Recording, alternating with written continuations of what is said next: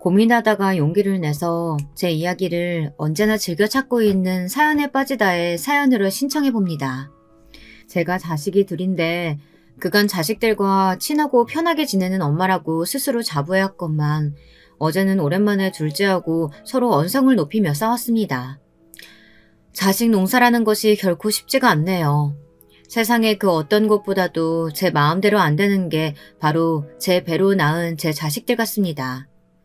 제 친정엄마의 심정을 이제서야 조금은 알 것 같달까요?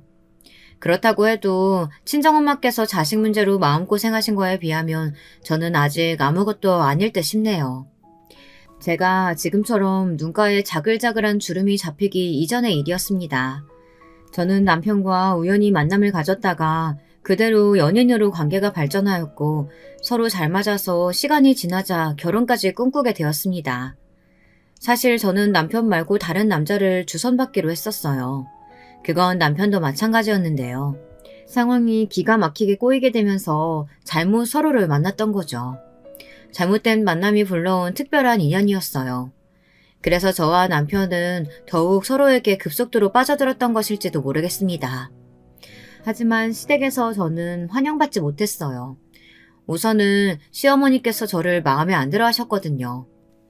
네 동생은 그렇다 쳐도 너는 장남인데 이러면 안 되지.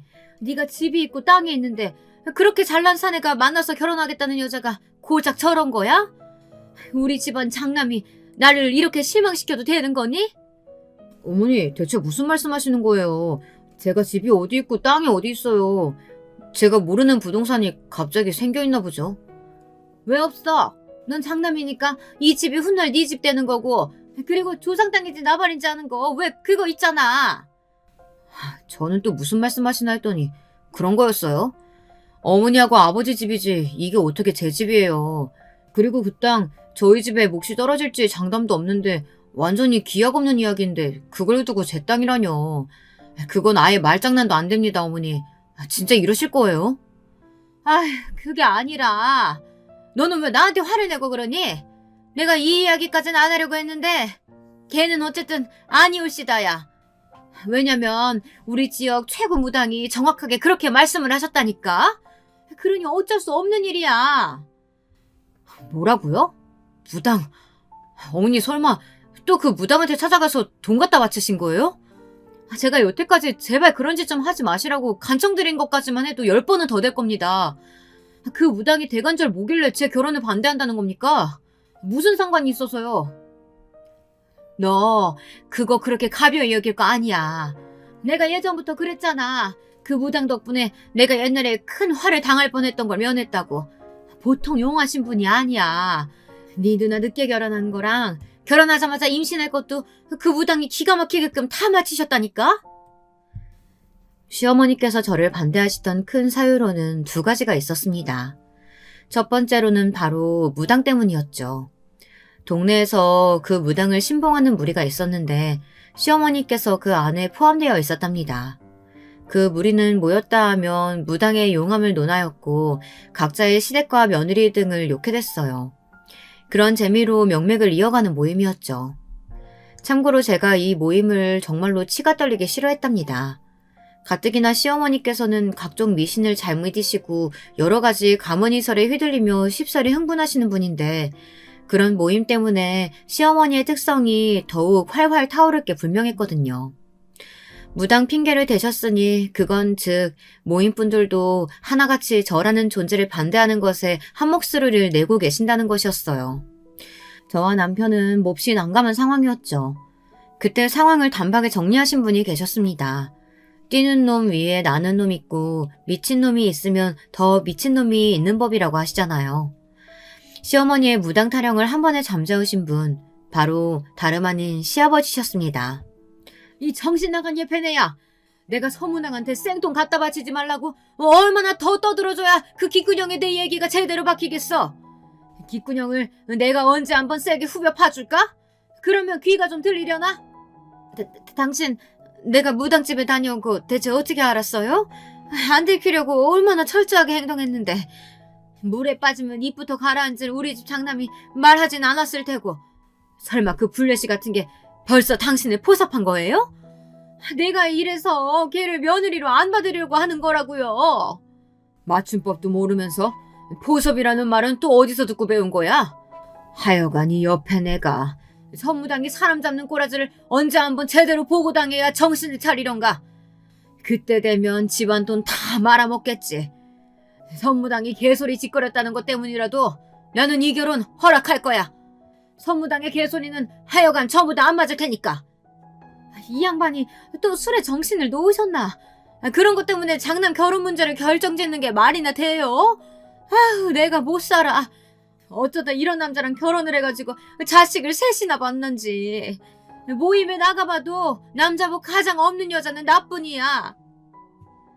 갑자기 우는 척을 하고 지랄이야. 선무당 닮아서 거짓 연기하는 걸 배워온 거야 뭐야? 장남 결혼을 선무당한테 맡기는 여편네보다는 내가 정상이야. 시아버지께서 그 무당을 질색해 오셨고 그래서 시어머니께서는 눈치를 봐가시며 몰래 모임 생활도 하셨던 건데요. 무당 때문에 제가 반대당하는 것을 아시고 시아버지께서는 반대로 무조건 찬성을 밀어붙이셨습니다. 시어머니께서는 거품 물고 뒤집어지실 전개였죠. 그런데 말씀드렸다시피 이유가 두 개였기에 무당 말고 또 하나 제가 반대를 당하는 이유가 있었는데요.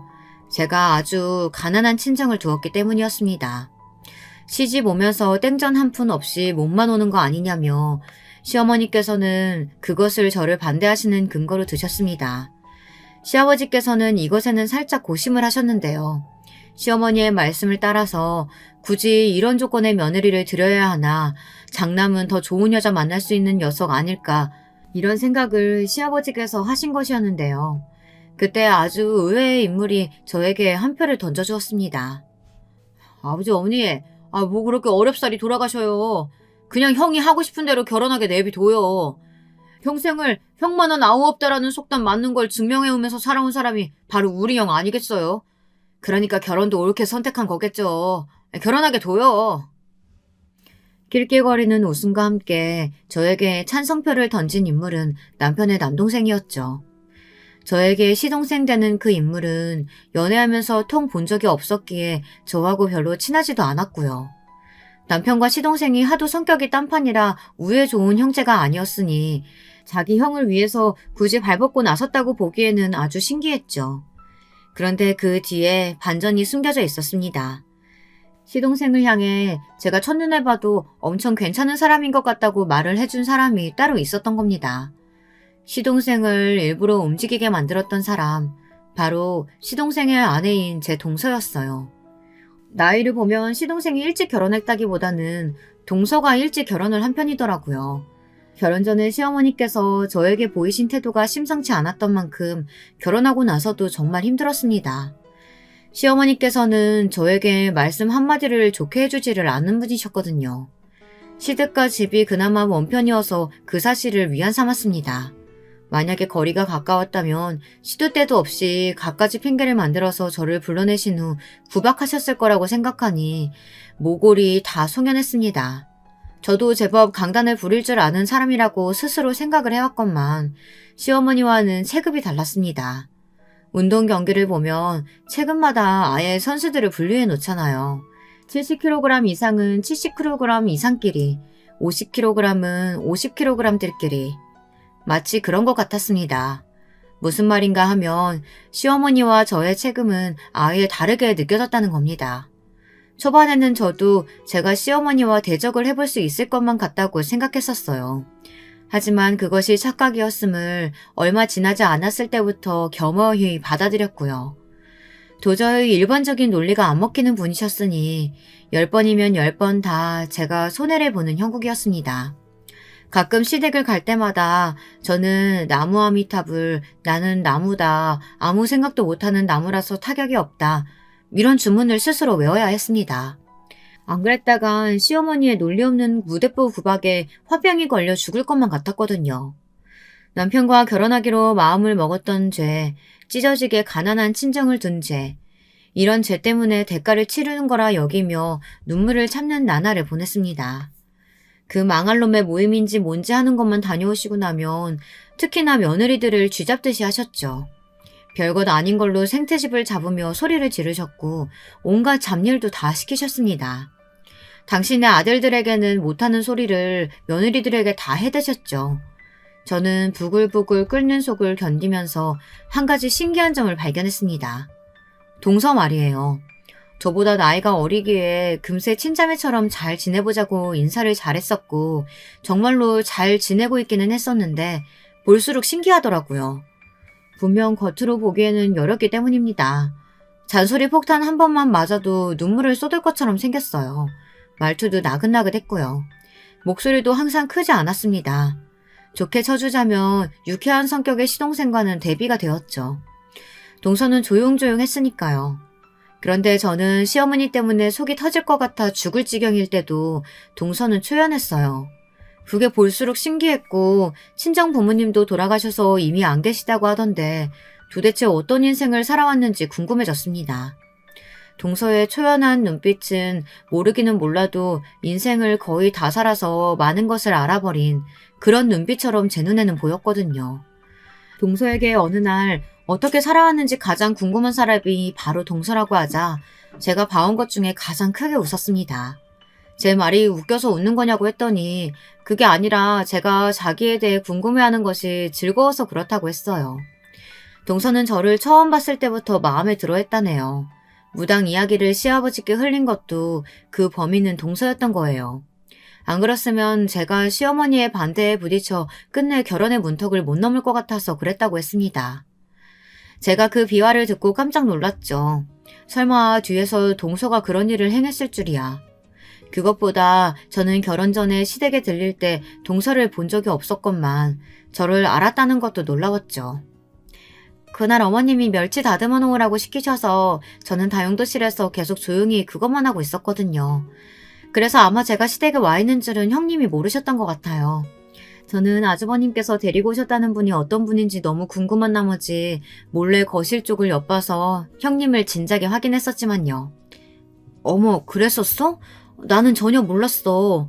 근데 동서, 내가 알면 알수록 의외성이 엄청 많이 보이는 사람이 바로 동서 같아. 본인도 그렇게 생각하지? 어린 시절도 왠지 비범했을 것 같아. 어린 시절이요? 그냥 평범했어요. 그래서 어렸을 때는 집이 무척 행복했던 것 같아요. 어린 시절의 기억이 인생에서 가장 행복했네요. 형님은요? 어렸을 적에도 지금처럼 인상이 사람 좋고 수더분하셨을까요? 에이, 내가 무슨 인상이 그래. 동서, 나 놀리는 거지. 나는 서글프게도 예나 지금이나 친정이 찢어지게 가난했기 때문에 별다른 어린 시절 추억은 없는 것 같아. 배고프고 힘들고 그런데도 부모님께는 투정 부리기 싫었으니까 자식들끼리 똘똘 뭉쳐서 배고픈 걸 잊고자 농당 따먹기나 실없이 해대고 뭐 그런 일상이었지. 거의 매일이 비슷했어. 아, 맞아. 형님은 친정 형제분들이 있으시다고 그랬죠? 오남매시잖아요. 좋겠어요. 너무 부러워요. 아유, 뭐가 부러워. 오남매 전부 성공 못하고 지지부진하게 사는 것도 제주라면 제주야. 동서는 드물게 외동이라서 형제들 많은 집은 상상도 안 되기는 하겠다. 그래도 이제는 나를 친언니처럼 여기는 거 맞지? 나도 동생은 전혀 안 친하고 앙숙이나 다름없는 남동생뿐이라 동서 같은 여동생이라면 언제든 환영이야. 고마워요, 형님. 원래 제가 상당히 무료한 일상을 보내는 사람인데 형님 덕분에 즐거운 줄 알고 삽니다. 배시시 웃는 동서의 얼굴에는 제가 그 너머를 쉽게 들여다볼 수 없는 어떤 영역이 있었어요. 그런 걸 감추고 있는 사람이라는 건 진작 알아보았으나 그 너머로 가는 문을 제가 구태여 두드리지는 않았습니다. 사람마다 각자 고요해서 어디론가 흐르지도 않는 호수 하나쯤은 마음속에 품고 사는 것이라고 여겼으니까요.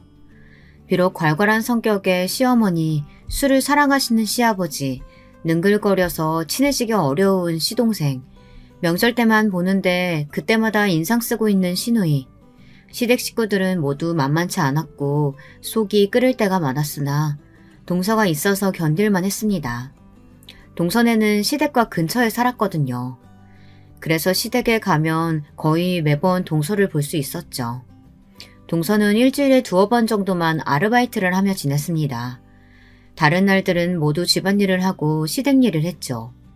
시댁에 봉사하며 사는 걸 아니까 벌이가 썩 좋지 않은 시동생도 굳이 동서에게 일을 하라거나 말하진 않는 것 같더라고요. 시어머니께 항상 당하고 사는 것 같아도 기색은 늘 초연했던 동서는 돈을 그렇게 적게 버는데도 늘 돈 얘기가 나올 때 무덤덤한 모습을 보여 저를 또 한 번 놀래켰던 것 같아요. 돈을 못 벌어도 저렇게 의연한 동서의 모습이 좋아 보였죠. 그리고 동서는 항상 자기를 높게 쳐주는 제가 신기하다고 했습니다. 평생 살면서 남들에게 좋은 점수를 받아본 역사가 없었는데 제가 처음이라고 했죠. 저는 동서를 저평가해온 사람이 오히려 신기한 종자들이라고 생각을 했었네요. 남편과는 잘 지냈어요. 서로가 꽤 잘 맞는 상태였습니다. 결혼 생활도 평탄하게 이어갔고요. 기다리던 임신이 되었을 때는 날아갈 듯이 기뻐서 서로를 얼싸안고 눈물을 찔끔 흘리기도 했었죠. 남편과 결혼하기를 정말 잘했다고 생각했던 순간 중 하나였네요. 하지만 저희 부부에게 안배되어 있던 것이 비극이었더라고요. 저는 만삭이었고 예정일을 며칠 앞두고 있었는데요. 태어날 아기를 기다리며 돈을 더 벌기 위해 무리하게 야근을 자청했던 남편이 늦은 시각에 퇴근을 하다가 깜깜한 길에서 뺑소니 차량에 치여 생을 마감했습니다. 저는 믿을 수 없어서 처음에 눈물도 못 흘리고 있다 극심한 통증을 느끼며 분만실로 이송되어 갑작스럽게 아기를 출산할 때 미친 듯이 울었습니다. 세상이 떠나가라 울었던 것 같네요. 그래서 아기를 낳자마자 혼절했답니다. 모든 기력을 쏟았기 때문이었고 저는 무려 나흘이 지난 뒤에야 깨어났어요. 그리고 저는 일반 병실로 옮겨지자마자 시어머니께 뺨을 맞았습니다. 내가 이래서 너는 안 된다고 했잖아. 용한 문학이 너 반대한 것에는 다 이유가 있었던 거야. 간호사가 놀라서 비명을 지를 정도였죠. 다른 시댁 식구들은 저를 원망하는 시어머니를 아무도 말리지 않았어요. 하지만 딱 한 사람, 동서가 간신히 시어머니의 팔을 잡고 저지했습니다. 시어머니께서 몸부림치시는 바람에 동서는 바닥을 나뒹굴었으나 그래도 꿋꿋하게 일어나서 다시 시어머니를 말리더라고요. 저조차 시어머니를 말릴 수 없어서 그냥 맞을 수밖에 없었으니 동서에게 미안하고 고마웠습니다. 그 모습을 보며 저는 뜨거운 눈물을 흘렸습니다. 저는 남편을 잃었지만 시어머니께서는 자식을 잃은 것이었으니 제가 어떻게 시어머니를 막을 수 있었단 말입니까?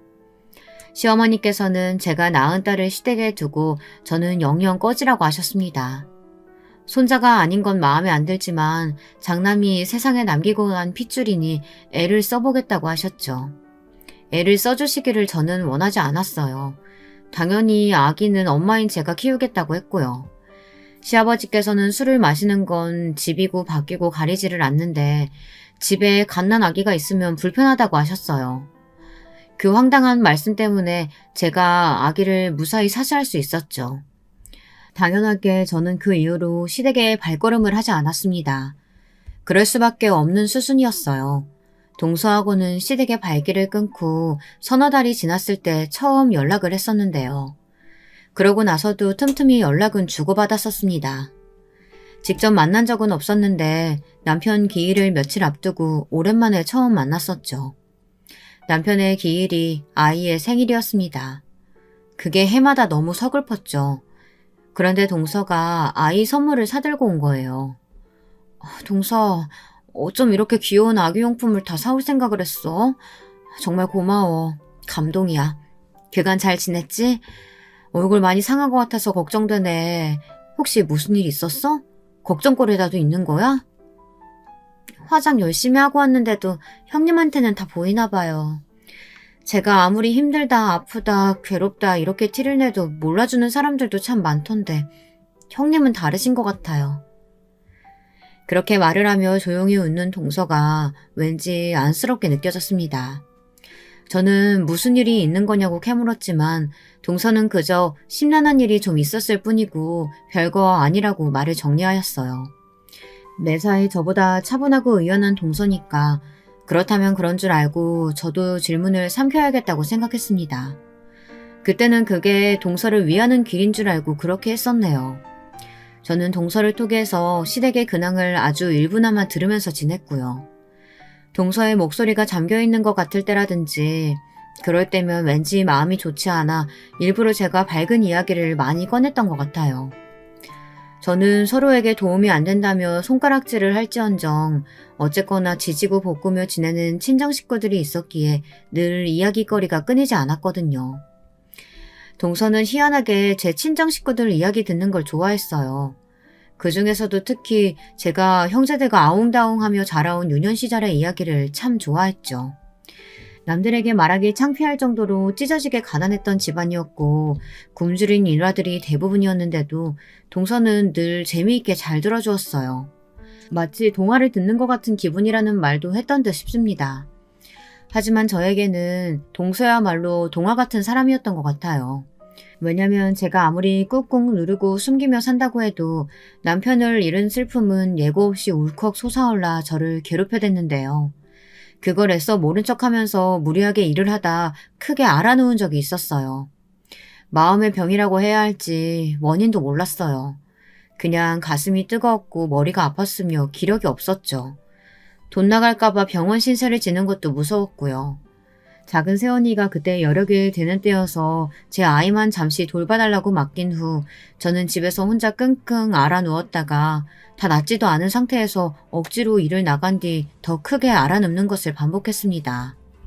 이러다가 미련하게 병을 키운 것이었죠. 끝내 병원에 가게 되었는데 면역 질환의 일종에 걸려버렸습니다. 절대로 무리하지 말고 한동안 요양만 하면서 삼시세끼 보양식을 챙겨 먹어야 그나마 빨리 털어낼까 말까라고 그랬어요. 앞이 까마득했죠. 미천 하나 없는 여자가 아이 혼자 키우면서 일하는 건 진짜 어렵더라고요. 주어진 상황 자체도 힘든데 주변의 시선 역시도 따라왔으니까요. 이런 것들까지 복합적으로 겹치면서 심적으로 너무 괴로웠습니다. 이때 마침 친정언니가 자궁암 진단까지 받게 되면서 아주 난리도 아니었고요. 더도 말고 덜도 말고 수중에 딱 500만 원만 아무 제약 없이 쓸 수 있는 돈이 그 정도만 있어도 행복할 것 같다는 생각이 들더라고요. 제가 하도 그런 생각을 하면서 지냈더니 동서하고 오래간만에 통화할 때 저도 모르게 그런 속마음을 잠시 내비쳤었나 봐요. 사실 저는 하도 혼이 빠져있는 터라 제가 그런 말을 했던 줄도 몰랐어요. 그런데 동서가 저한테 500만 원을 선뜻 건네주었던 것입니다. 동서, 이게 무슨 돈이야? 설마 내가 힘들다고 징징거려서 돈 마련한 거야? 나는 동서한테 신세 지고 싶어서 그런 소리 했던 게 절대 아니야. 동서도 동서의 생활이 있는데 내가 이걸 어떻게 받아. 형님은 은근히 눈치가 좋으시니까 어쩌면 아셨을지도 모른다고 생각하는데 저 사실 수중에 제 재산이 따로 있어요. 제가 쓸 수 있는 돈이 있어서 솔직히 돈에 얽매여서 걱정하며 살지는 않았어요.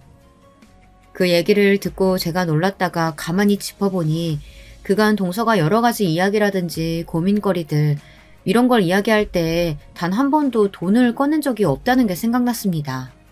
그리고 동서의 말 맞다나 저는 그 순간 놀라기는 했으나 많이 놀라지는 않았어요. 어쩌면 은연중에 동서한테는 돈이 있다는 짐작을 하고 살아왔던 걸지도 모르겠습니다. 어쨌든 갑자기 이 돈을 어떻게 받나 싶었는데 동서가 하도 완강하게 해서 받고 말았죠. 너무 고마운 돈이었어요. 제가 힘들어서 무너져 내렸을 때 누군가가 대가 없이 이렇게 선뜻 도움을 주었다는 것 자체가 감동이었습니다. 그 돈으로 허튼 짓은 조금도 하지 않고 싶어서 저는 건강 회복에 힘쓰며 마음을 편안하게 지내는 것에 노력하는데 그 돈을 썼어요. 떨이 세일할 때가 아니면 안 사먹었던 과일도 좋은 걸로 골라다가 사먹었고요. 사치인 것 같아서 참았던 영양제 구입도 한 통 했습니다. 무엇보다 아이가 신선한 재료를 사다가 직접 아이한테 먹거리를 만들어 주었죠. 그러면서 일상의 소중함을 느꼈고요. 다시금 달리고자 하는 용기가 생기더군요. 저는 제 몸 상태를 봐가면서 다시 일을 조금씩 다니기 시작했고 적은 금액이지만 따로 돈을 모았습니다. 다 모으면 주려고 했는데 제 처지가 부족했던지라 따로 모인 금액이 200만 원이 달성했을 때 그걸 동서한테 보내주었어요. 동서, 나머지는 내가 천천히 갚을게. 형님, 안 갚으셔도 되는 돈이에요. 아시잖아요. 그런데 왜 힘들게 갚으세요? 이게 당연한 거니까. 받았으면 갚는 게 인생의 지당한 도리 아니겠어? 그러니까 내가 나머지도 꼭 갚을 거야. 이자를 내가 아직 못 쳐주고 있으니까 그게 좀 미안하다. 형님은 진짜 못 당하겠어요. 어떻게 이자 생각까지 하셨어요? 하지만 원금이면 모를까 이자는 절대로 안 받을 거예요. 이건 진심이에요. 동서의 목소리에서 어마어마한 고집이 느껴지는걸? 이자 내는 것도 쉽지 않겠어. 혹시 돈으로 받기 싫으면 다른 걸로 내가 이자 낼게. 여태까지 나만 동서한테 내 이야기 주저주저 많이 떠들었으니까 이번에는 내가 동서의 숨겨진 이야기 들어줄래. 어때? 그건 오히려 저한테 손해인 거 아니냐고 따져묻고 싶은데 그럴 수가 없겠네요.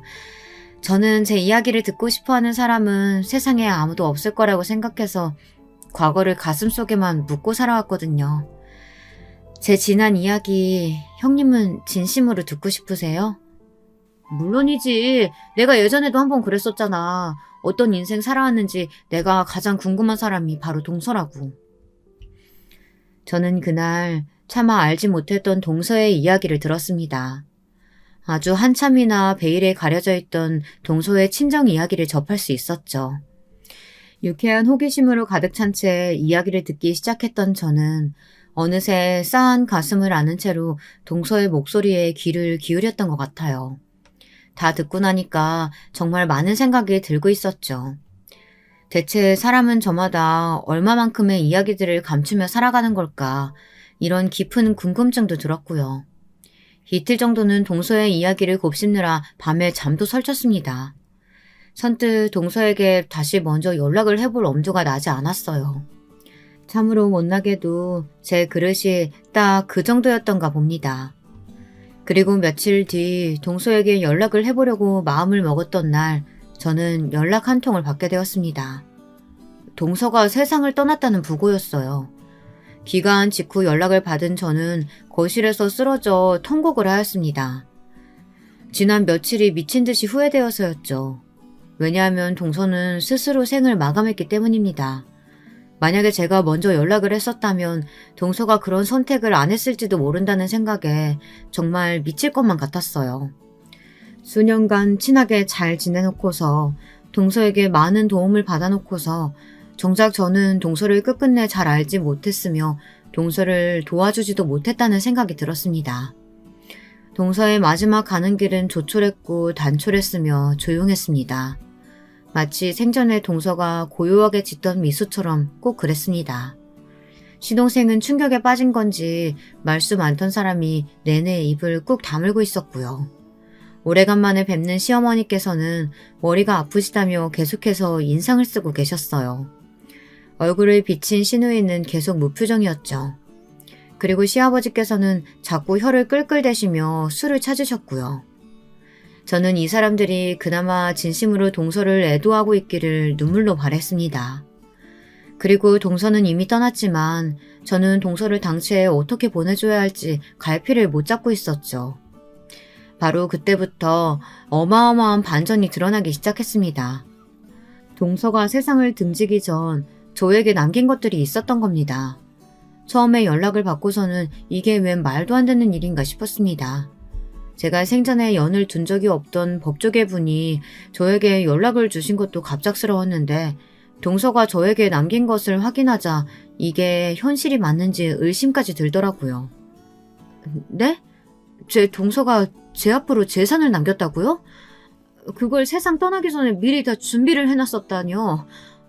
저는 동서가 충동적으로 그렇게 떠난 줄만 알았는데 그럼 그게 아니라 아예 떠날 다짐을 다 해놓고 신변 정리를 해왔다는 거잖아요. 게다가 이 막대한 재산은 다 뭐예요? 저는 기쁨보다 앞선 충격으로 머리를 감싸쥐었습니다. 저는 가난하게 자라왔고 배움 역시도 짧은 사람이었어요. 동서에 일전에 저와 만났을 때 무슨 서류를 보여준 적도 있었고 저에게 사인을 하라고 한 적도 있었습니다. 하지만 저는 그게 제가 받은 500만 원에 대한 서류일 거라고 막연하게 그런 짐작만 해서 그게 어떤 것들인지 들여다볼 생각조차 못했어요. 또한 동서가 어째서 그런 복잡한 서류들을 꿰고 있으며 지니고 있는 것인지 궁금해하지도 못했었죠. 제가 안일했고 바보였던 거예요. 멍청하게 군 결과 동서를 떠나보내고 말았죠. 막대하다 못해서 아예 실감조차 안 나는 200억에 이르는 재산을 보고 구슬프게 울기나 하고 있었습니다. 저는 동서에게 친정 이야기를 들어서 알고 있었죠. 어째서 동서가 이토록 많은 재산을 가지고도 마음속에 깊은 우울과 공허를 떨쳐내지 못했는지 짐작도 가능했고요. 사실 동서는 외동이 아니었습니다. 친정 오빠가 원래는 있었다고 해요. 나이 차이가 많이 나는 그 친정 오빠 때문에 동서의 집안은 쑥대밭이 되었던 것이고요. 동서의 친정 오빠는 자라면서 점차 이상한 말과 생각을 자주 하는 사람이 되어갔다고 해요. 그런 특징 때문에 고등학교 때 학교에서 심한 왕따를 당했던 것이 직격타였다고 하는데 정확한 건 모르겠다고 들었습니다. 그 친정 오빠는 대학을 무려 3수를 했었다네요. 그 3년이 동서에게는 지옥이었죠. 아 시끄러워. 너 방금 숨소리 너무 크게 냈잖아. 너 때문에 문제 하나 날렸어. 오늘 공부 다 망쳤다고. 어떻게 책임질 거야. 짜증나 미치겠네. 동서가 집에서 약간의 소음만 내도 친정오빠는 마치 미친 사람처럼 발작을 해댔습니다. 덩치가 아담하고 마른 체질인 동서에 반해 그 친정오빠는 체형이 뚱뚱했다네요. 손발도 컸고요. 그런 친정오빠한테 뺨이라도 한 대 맞으면 몇 시간은 귀가 울려서 소리도 잘 안 들리고 머리가 어지러워서 동서는 책의 글자가 안 보일 정도였습니다. 그 친정오빠가 재수학원을 안 다녔냐고요? 아닙니다. 동서의 친정은 매우 유복했어요. 그래서 동서의 친정 부모님께서는 정말 하실 수 있는 지원은 다 해주셨어요. 그런데 가끔가다 그곳이 숨 막힌다고 하면서 그 친정오빠가 집에 막무가내로 왔던 겁니다. 집에 오면 반드시 그런 예민함을 드러냈었고요. 동서는 예민한 그 친정오빠에게 맞고 살면서 눈치를 보게 됐고 조용히 하는 법을 익혔고 소극적인 성격이 되어갔다고 합니다. 그 친정오빠가 집에 있을 때면 마음대로 웃는 것조차 못하는 자기 처지가 서러워서 동서는 슬펐다고 해요. 자기 오빠가 미웠기 때문에 성공하지 못했으면 이런 바라는 마음도 솔직히 있었지만 그건 아주 얄팍하게 작은 마음이었을 뿐 무조건 성공해서 좋은 대학에 들어가기를 바랬다고 합니다. 친정 부모님이 불쌍해서 그랬다죠. 하지만 결론만 먼저 말씀드리자면 그 친정 오빠는 서울 소재의 중상위권 이상의 대학에 들어가는 것에 실패했습니다. 처음 재수 생활을 시작했었을 때는 의대를 목표로 하겠다고 헛소리를 했었는데 그건 진짜로 헛소리였던 것이죠. 어림도 없는 이야기였다네요. 동서의 친정 부모님께서는 절망적인 삼수 결과에 실망을 하시면서도 괜찮으니까 지방의 탄탄한 대학 아무 곳이라도 가면 될 일이라고 하셨습니다. 하지만 그 친정오빠는 기상천외한 반응을 보였죠. 지방? 지방의 아무 곳? 아무 대학? 아빠 엄마는 나를 고작 그 정도로 보시고 있다는 거죠? 나는 버리는 자식이라 이거잖아요. 네, 잘 알겠습니다. 어차피 버림받은 자식이니까 뜻대로 안 살아드릴게요. 그딴 지방 대학? 공짜로 다녀달라고 그쪽에서 저한테 절을 해도 안 가요. 나는 그런 데나 다닐 인재가 아니니까. 진작 정신 상태가 별로인 줄은 알고 있었지만 그 순간에 진짜 자기 오빠가 미친 게 확실하다는 생각이 들었다고 동서는 회상했어요. 자기 오빠가 말하는 것도 그렇지만 눈빛이 반쯤 돌아 있었다고요. 소름이 끼쳤다고 합니다. 대학도 안 가고 동서의 친정오빠는 찌꺼기 잉여 같은 생활만 계속했어요. 그때는 남자 나이 30이면 대부분 결혼을 하던 시절이었어요. 하지만 동서의 친정오빠는 나이 30일 때 무직이었으며 대학도 안 나온 고졸이었고 군대를 공익으로 다녀온 게 인생의 최대 업적이며 여자를 만나본 경험은 단 한 번도 없었습니다. 사회활동 경력 역시도 없었죠. 억지로 등을 떠밀려서 몇 번 아르바이트를 나가본 적이 있었는데 그때마다 둘 중 하나였어요. 사장하고 싸우거나 손님하고 싸우거나. 동서의 친정아버지가 한 번은 오랜 지인께 부탁을 드려 그분이 운영하시는 공장에 그 친정오빠를 보내본 적이 있었는데요. 그랬다가 어떻게 됐는 줄 아세요? 하마터면 동서의 친정아버지가 오랜 의리를 이어왔던 지인분에게 절연당하실 뻔했습니다. 그 정도였다고 해요. 그런 수준으로 동서의 친정오빠는 구제불능이었습니다. 동서의 친정 부모님께서는 그래서 재산을 감추며 사셨다고 해요. 가뜩이나 망나니 같은 아들이 재산만 믿고 거드름을 피우며 더욱 아무것도 안 할까봐 걱정이 되셨기 때문이죠. 그런 자기 부모 속도 모르는지 친정오빠는 결국 거나하게 사고를 쳤습니다. 당시에 유행하던 컴퓨터 게임에서 알게 된 사람과 현실 속에서 진짜로 만났는데 그 상대가 여자였던 거예요. 난생 처음으로 자기한테 호의적인 여자를 만난 그 친정오빠는 정신을 못 차렸습니다. 그 여자를 만나겠다고 동서의 친정 부모님께 돈을 엄청 뜯어냈습니다. 거기까지는 그렇다고 쳐요. 하지만 그 여자가 임신을 해버린 건 그렇다고 칠 일도 아니었죠. 심지어 임신 7개월이 되어서야 그 사실이 드러났습니다. 제가 부모님도 일찍 돌아가셔서 안 계시고 일가 친척 아무도 연락하는 사람이 없어요. 혼자 작은 원룸에서 살아왔고요. 아르바이트나 근근히 해왔습니다. 배가 하도 겉으로 안 나와서 임신을 늦게 알았어요. 그 여자의 자기소개에 동서와 그 친정 부모님은 완전히 말문이 막혀버렸죠. 그 친정오빠는 뭐가 그렇게 당당한지 죄송하다는 소리 한 번을 안 했다고 합니다. 가족들만 속 터질 노릇이었죠. 그 여자는 자기가 정신적으로 무척 불안한 상태라고 주장하며 다른 것보다 안정을 취하며 출산 준비를 하고 싶다고 했습니다. 혼인신고나 결혼식 같은 건 아기를 낳고 나서 천천히 해보고 싶다고 했어요. 대체 누구 마음대로 그런 것들을 다 정하는 건지 동서는 어이가 없었죠. 그 친정 오빠가 지원을 해달라고 난리를 쳐대서 동서의 친정 부모님께서는 두 사람이 함께 지낼 투룸 집부터 단기로 일단 구해주셨습니다. 번듯한 곳이었건만 두 사람을 더 좋은 곳으로 마련해줄 수는 없느냐며 툴툴거렸다네요. 자기 오빠의 기행에 면역이 되어 있었다고 생각해왔건만 동서는 피가 거꾸로 솟았습니다.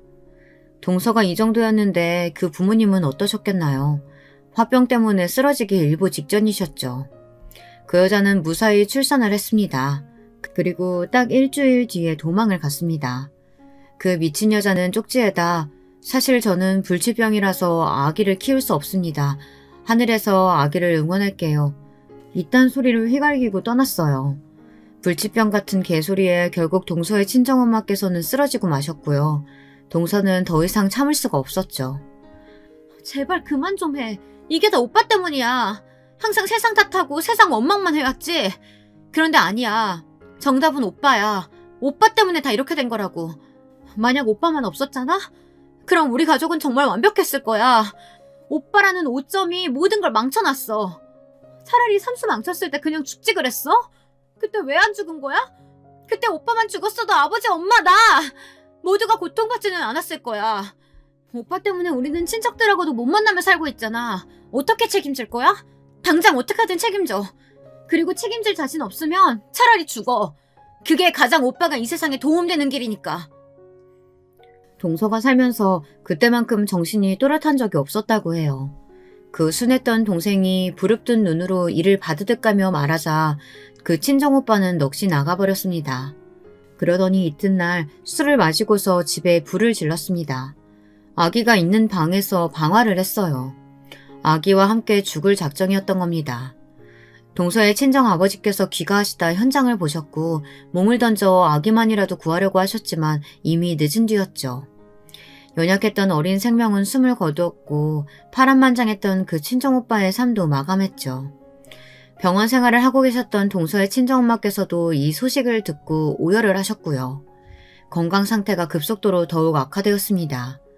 화재 현장에서 많이 다치셨던 동서의 친정아버지께서는 후유증을 앓다가 돌아가셨습니다. 몇 달 후 동서의 친정엄마께서도 숨을 거두셨고 이때 동서의 나이 고작 22살이었어요. 저는 여기까지만 동서의 입에서 직접 들어 알고 있었으나 친정의 재산을 물려받은 것도 그 시점이었다는 건 이제야 알게 된 바였습니다. 도저히 충격이 가시지 않던 저에게 또 하나 놀라운 반전이 날아들었습니다. 동서가 저에게 남긴 유서가 따로 있었던 건데요. 죽기 전에 저희 집 주소로 따로 붙였던 그 유서에는 상상도 못했던 전말이 담겨 있었습니다. 시동생, 인상부터 한량 같고 날티가 나더니 역시나 그랬었나 보더라고요. 동서를 두고 상습적인 바람을 피워왔다고 했어요. 자기가 편하게 바람을 피우고 싶기 때문에 동서한테 일부러 돈 벌러 나가라는 찍소리 한 번 안 한 거라고 하더군요. 동서는 시동생이 바람을 계속 피워대는 걸 알고 한 남자의 아내로서 자존심과 자존감이 동시에 박살났다고 했습니다. 심적으로 힘든 동서를 시어머니께서는 쉬지 않고 괴롭히셨고요.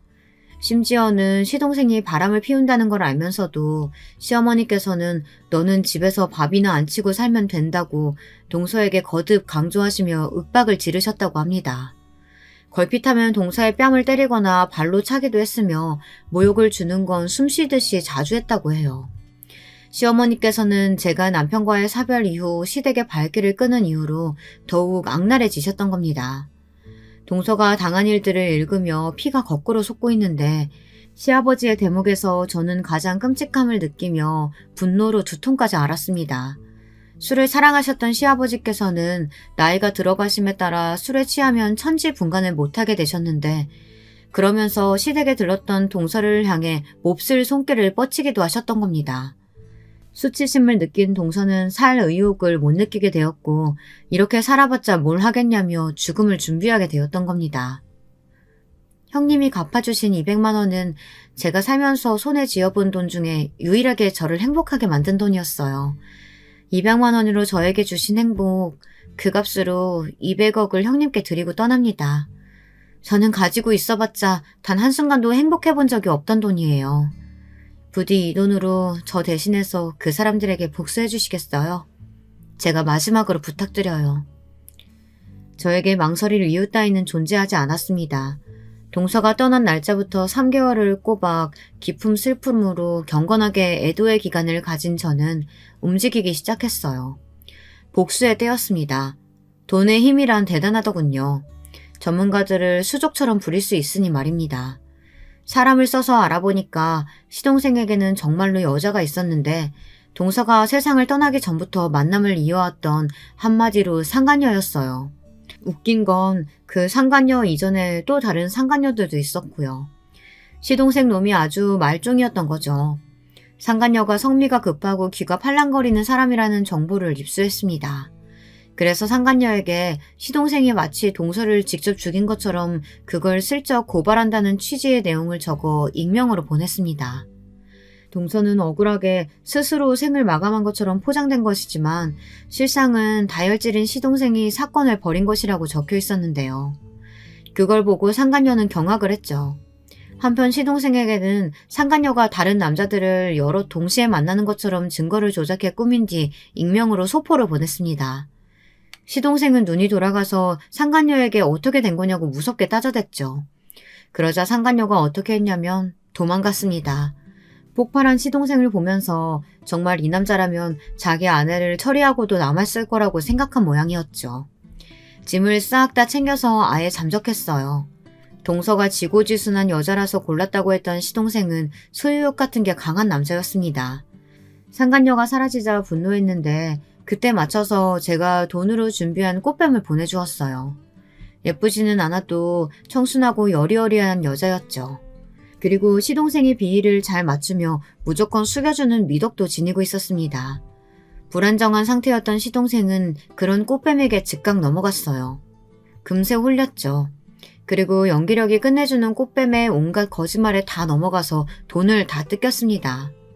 돈도 잃고 배신까지 당한 시동생이 절규하던 모습 어찌나 볼만했는지 몰라요.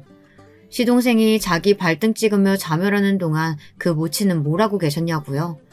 한바탕 솟고 계셨습니다. 시어머니께서 그렇게나 맹신하시던 무당 제가 찾아가 봤어요. 그리고 돈으로 매수했죠. 대단한 무당이니 어쩌니 해도 결국 돈 앞에서 눈이 돌아가더군요. 돈을 받은 무당은 시어머니에게 엉뚱한 소리를 해댔습니다. 집에 부정한 기운이 내려앉았으니 당장 재산을 다 처분해야 한다고 했죠. 네? 지금 재산 다 처분하면 내년 그리고 내후년에 2배, 3배 그 재산이 돌아올 거라고요? 다른 사람한테 말하면 큰일 난다고 무당은 입조심을 강조했고 시어머니께서는 더욱 그 엉뚱한 소리에 진심으로 빠져드셨습니다. 아무한테도 알리지 않은 채 재산을 슬그머니 하나 둘 처분하셨죠. 저는 시아버지께 익명의 제보를 드렸습니다. 시어머니께서 무당한테 홀려 전 재산을 날리는 중이라는 내용이었죠. 시아버지께서는 당연히 크게 분노하셨는데 만취하신 채였습니다. 왜냐하면 시아버지께 계속해서 지독하게 독한 양주를 선물로 보내드리고 있었거든요.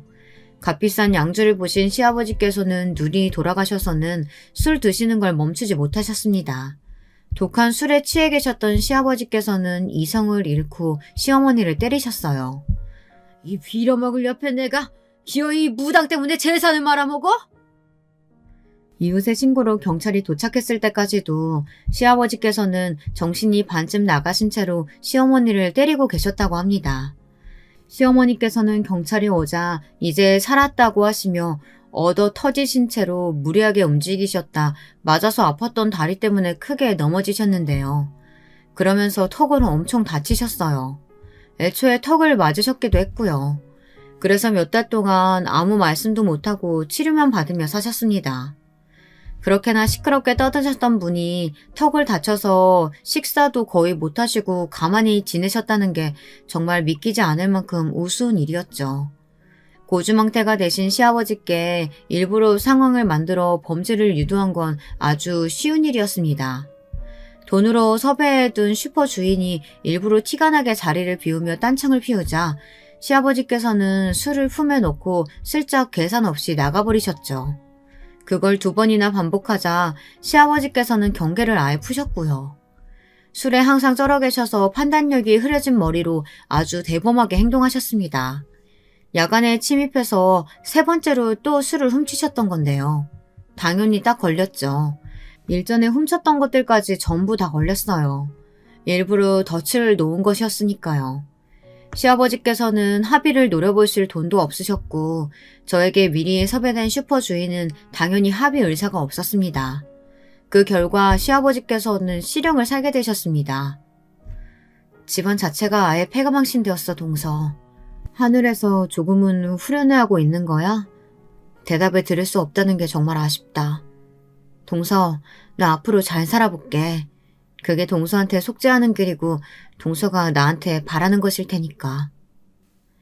거액을 제가 다 쓰겠다는 욕심 따위는 애초에 가지고 있지 않았습니다. 복수를 한 뒤 그들이 모두 고통 속에서 나뒹구는 것을 확인하자마자 저는 준비를 시작했어요. 알아보고 준비하는 것에 한참 걸렸으나 어쨌든 동서의 이름으로 장학재단을 만들 수 있었습니다. 그곳을 통해 저는 기부를 하게 되었고요.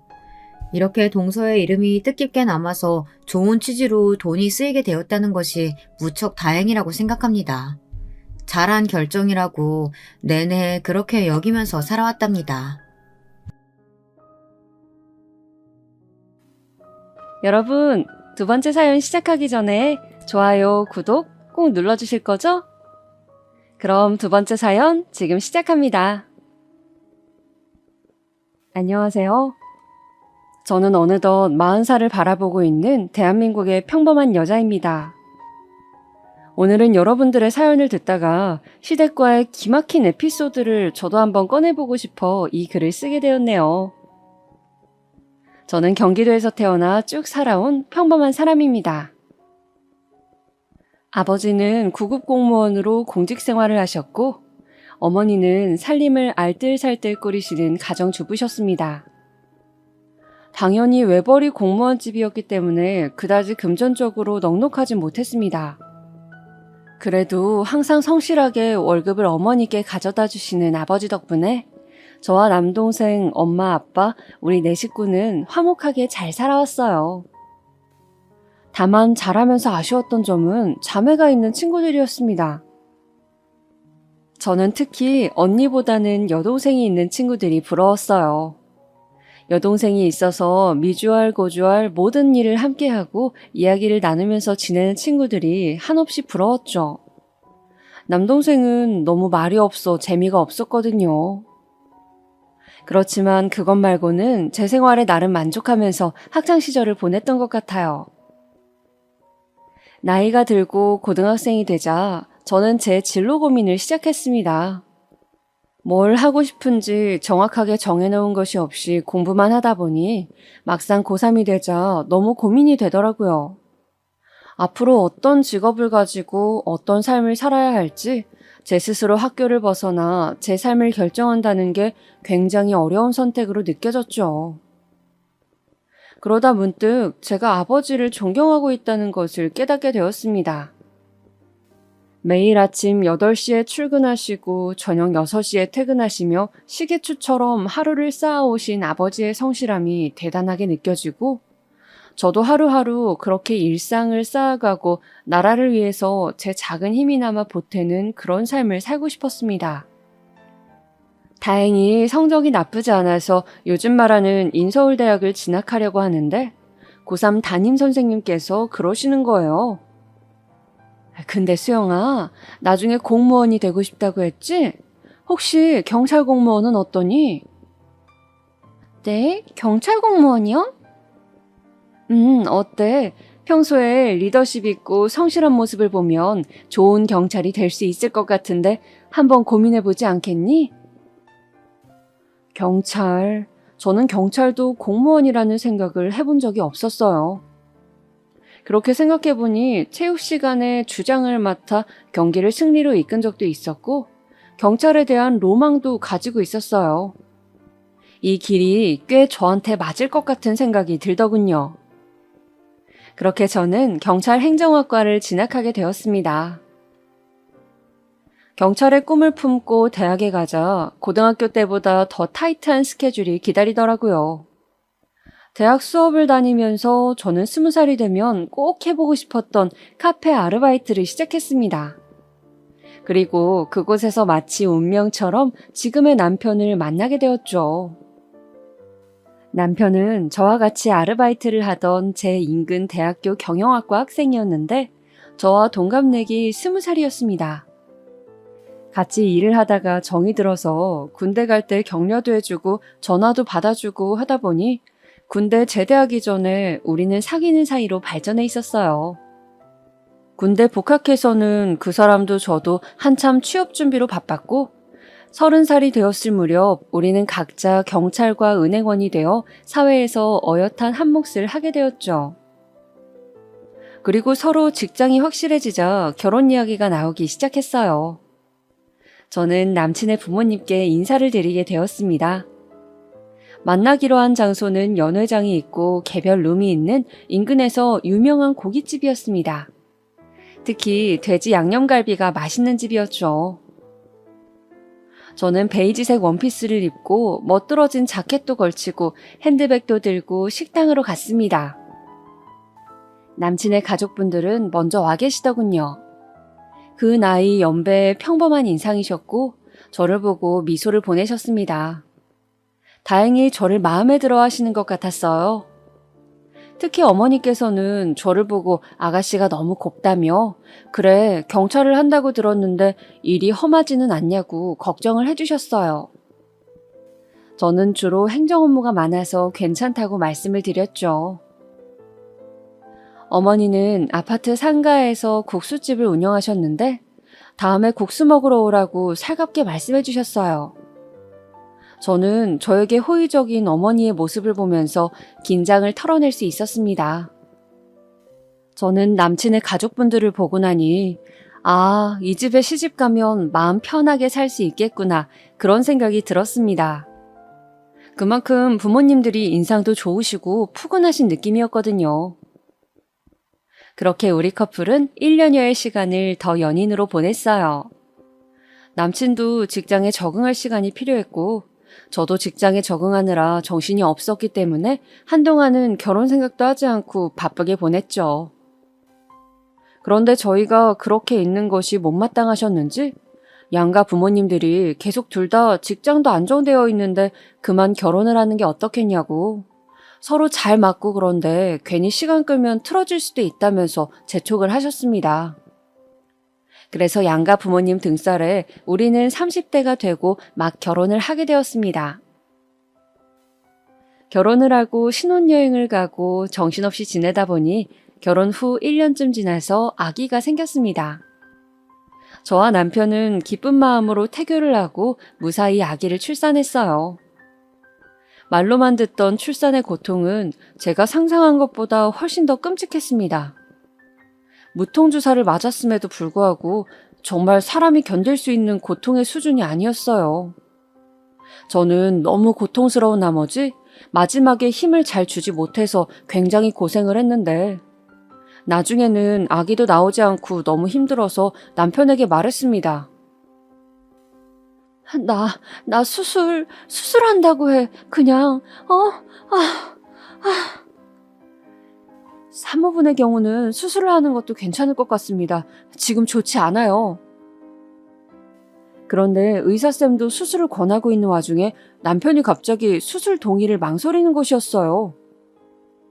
그러지 말고 아기한텐 자연분만이 좋다는데 조금만 더 힘줘보면 안 될까요? 네? 자기야, 나 지금 너무 힘들다니까. 그러면 한 번만 더 힘줘보시고 간호사가 올라가서 누를 겁니다. 한 번만 기계식 분만 시도를 해볼게요. 갑자기 산소 호흡줄을 끼고 있는 제 위로 간호사가 올라왔습니다. 그리고 제 갈비뼈 부분에서 아래로 쑥 나고 제 배를 힘껏 누르더군요. 저는 마지막으로 있는 힘껏 힘을 주었습니다. 그 순간 의사쌤은 마치 뚫어뻥같이 생긴 걸로 아기 머리를 붙여 꺼냈어요. 응애! 그렇게 우리 아기는 우여곡절 끝에 세상에 태어났습니다. 저는 마지막에 남편이 수술을 망설인 것이 좀 섭섭했어서 저는 지나가듯이 한번 물어봤었습니다. 근데 자기야, 아까 왜 수술 동의하는 거 망설였던 거야?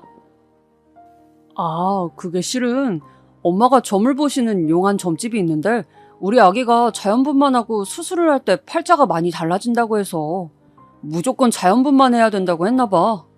아기한테 수술해서 태어나면 되게 안 좋다고. 그래서 그랬지. 저는 그 말을 듣고 너무 섭섭했습니다. 저는 점을 믿지 않았거든요. 그러니까 지금 점쟁이 말을 듣고 제가 정말 아파서 뒤로 넘어갈 지경이 되었는데도 수술을 망설였다고 하니 어이가 없기도 하고 잘못하면 내가 죽을 뻔했구나 싶기도 했습니다.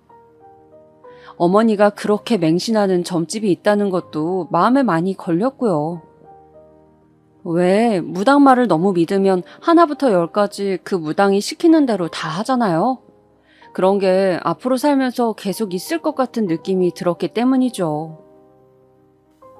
아니나 다를까 어머님 때문에 저는 희한한 것들을 해야 했어요.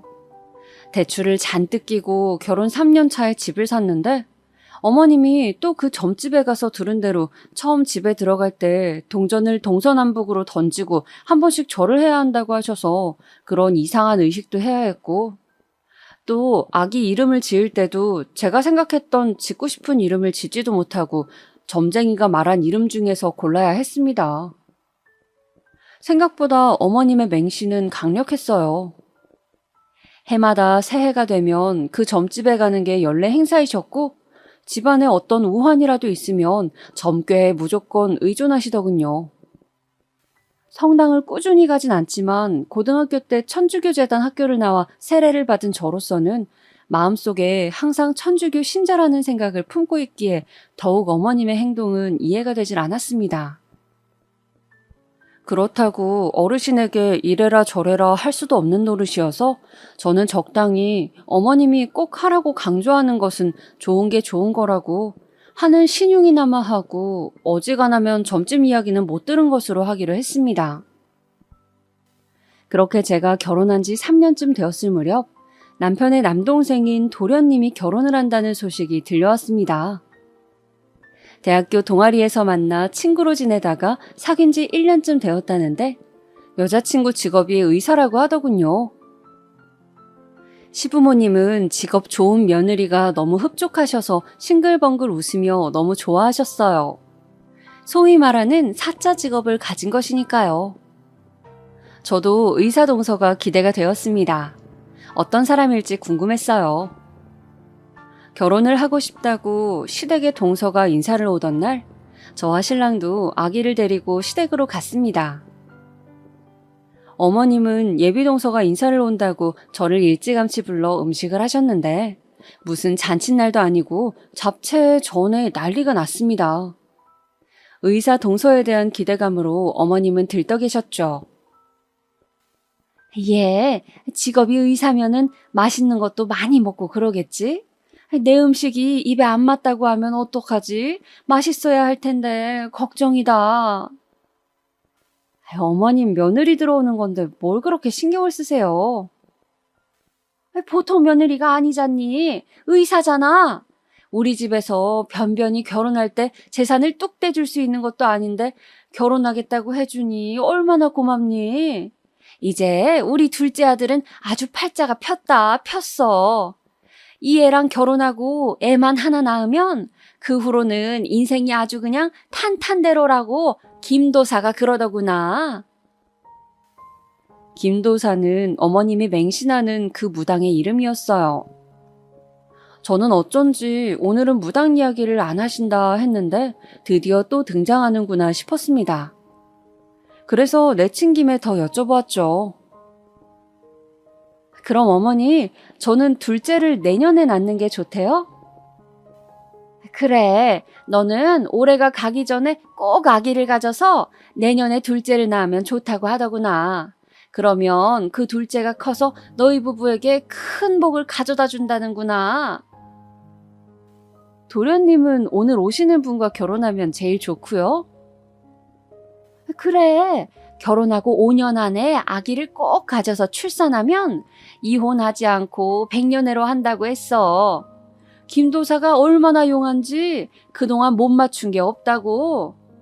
그렇게 너희와 둘째네 앞길 좋게 만들어주고 나면 나는 이번 생에 내 할 도리는 다 한 거라고. 그 후부터는 마음 편한 노후를 보내면 된다고 하더구나. 저는 무슨 하늘의 계시라도 받은 듯한 어머님의 비장한 태도에 더욱 어이가 없었습니다. 어떻게 점을 적당히 믿어야지 저렇게 맹신할 수가 있는지. 아무튼 그렇게 전을 뒤집고 나무를 묻히고 난리 부르스를 춘 다음 드디어 예비 동서가 도착했습니다. 띵동. 어서 와요. 실례하겠습니다. 등장한 동서는 호리호리한 몸에 의사다운 지적인 외모를 가진 사람이었습니다. 저는 괜히 의사라고 하니 그런지 몰라도 똑똑해 보이는 사람이라는 생각이 들었죠. 첫 만남이라 그런지 동서는 말을 많이 하진 않았고 그저 결혼해서 잘 살겠다고 하는 것이었어요. 산부인과로 전공을 택했다는 동서는 자신도 얼른 아기를 낳고 싶다고 웃으며 말했죠. 그리고 결혼 준비와 관련한 비용 문제 같은 것은 부모님들 신경 쓰실 것 없이 도련님과 둘이 알아서 해결하겠다고 하더군요. 시댁에서는 돈도 필요 없다고 하니 좋아 죽으려고 하시더군요. 어머님은 김도사가 올해 대운이 들었다고 하더니 정말 그 말이 맞다며 기뻐했고 남편은 어떻게 동생 녀석이 저런 여자를 데리고 왔나 신기해하며 온 가족이 마치 무슨 로또를 맞은 듯 기뻐했어요.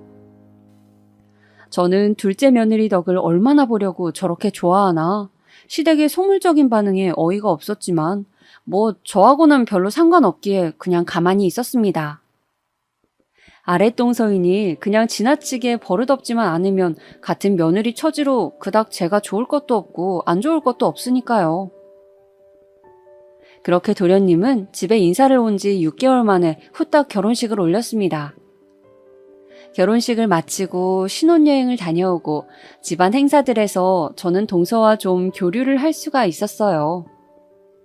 동서는 점잖은 사람이었지만 자신의 일에 대해서는 자기 위주의 생각이 아주 컸고 자신의 생활이 중요한 사람이었어요.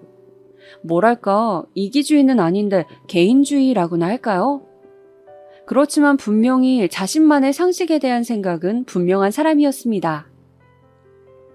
어머님의 김도사 맹신에 대해서 저는 살짝 동서의 의견을 물어봤어요. 동서는 다른 종교가 없기도 하고 어머님이 그렇게 믿으신다면 자신도 협조하는 모습을 보여드려야겠다고 하더군요. 그 부분이 어머님에게 중요한 부분일 수도 있다면서요. 그렇게 동서는 어머니와 친해져 보겠다고 같이 점집에 다녀오는 것이었습니다. 형님 있잖아요. 진짜 그 김도사님이 제가 의사 공부할 때 시험 한 번 망친 것까지 다 맞추더라니까요. 정말 대단하시죠? 어쩜 그렇게 쪽집게 같은지 진짜 신기해요. 재미있던데요? 다음에 다 같이 가보는 건 어때요? 사실 어머님이 저한테도 김도사에게 같이 가보자고 여러 번 말씀을 하셨지만 저는 천주교이고 그런 것을 워낙 믿지 않기에 따라가지 않았었습니다. 아, 나는 그런 걸 잘 안 믿어서. 한번 가보시면 완전 놀라실 건데 아쉽네요. 근데 동서는 의사인데도 그런 걸 믿어? 의사는 어떻게 보면 일종의 과학자지만 세상에는 인간의 힘으로 안 되는 것들도 많이 있으니까요. 그렇게 동서가 우리 집안에 적응하려고 애쓰고 있는데 저와 어머니 사이에 좀 트러블이 생겼습니다. 바로 제가 최초로 김도사의 말을 어기는 결정을 하게 된 것이었죠. 어머니께서는 올해 안에 아기를 가지라고 했는데 저는 당시 허리가 무척 안 좋았거든요. 그래서 그냥 둘째 가지기를 잠정 포기했어요. 제 결정을 말씀드리자 어머님은 저에게 화를 내셨죠. 첫째야, 내가 둘째를 꼭 가져야 한다고 했잖아. 왜 내 말을 안 듣니? 어머님, 아시다시피 제가 11월에 교통사고가 나서 허리가 아직도 너무 아파요. 애가 보채서 좀 안아주기라도 하면 온 다리가 저릿저릿해서 계속 누워있어야 하는데 어떻게 임신을 하겠어요? 제 몸 완전히 아작나는 일인데. 그래도 김도사가 그렇게 하라는데 그렇게 해야지 어떡하니? 그게 너희들한테 제일 좋은 일이라고 하는데. 그래도 저는 못 가져요, 어머니. 죄송해요. 허리가 너무 아파서 침도 맞고 하는데도 전혀 차도가 없는데 무슨 아기를 가져요. 저는 그렇게 어머님이 이야기한 김도사의 말을 처음 어겼습니다.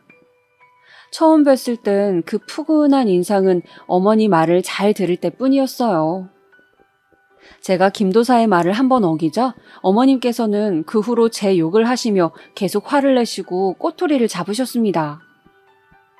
아기를 꼭 가져야 한다던 그 해를 넘기고 1년이 더 지났을 무렵 이번에는 화살이 동서를 향했죠. 김도사가 이번에는 동서에게 아기를 가져야 한다고 늦어도 3년 안에는 가져야지만 가정이 평안하다고 이야기를 한 것이었습니다. 동서도 안 그래도 아기를 가지려 했다며 자연 임신을 시도했지만 6개월이 지나고 1년이 지나도 임신이 잘 되지 않았어요. 그러자 동서는 자신이 산부인과 의사라서 그런지 아주 적극적으로 난임 시술을 받고 임신 시도를 하였습니다. 그러나 동서는 아기가 잘 들어서지 않는 몸인 것 같았어요. 몇 번의 시험관 시술에서 실패를 하고 또 몇 차례의 계류 유산을 겪어야 했습니다. 동서는 한 번은 너무 힘들다며 저에게 부럽다고 하더군요. 어버이날이라 함께 가족끼리 밥을 먹고 있을 때였습니다. 마침 정원이 있는 식당인지라 저는 밥을 다 먹고 놀고 싶다고 보채는 아이를 식당 마당에서 뛰어놀게 하고 있었어요. 동서는 웃고 있는 저와 아이의 모습을 보더니 말하는 것이었습니다. 지금 이 순간 저는 세상에서 형님이 제일 부러워요. 동서가 내가 부러울 게 뭐가 있어? 조카도 너무 귀엽고 예쁘고 건강하고 그냥 아기를 가지고 낳고 키우고 있는 형님이 너무 부러워요. 요즘 병원에서 임신한 환자들만 보면 제가 정신을 못 차리고 쳐다본다니까요.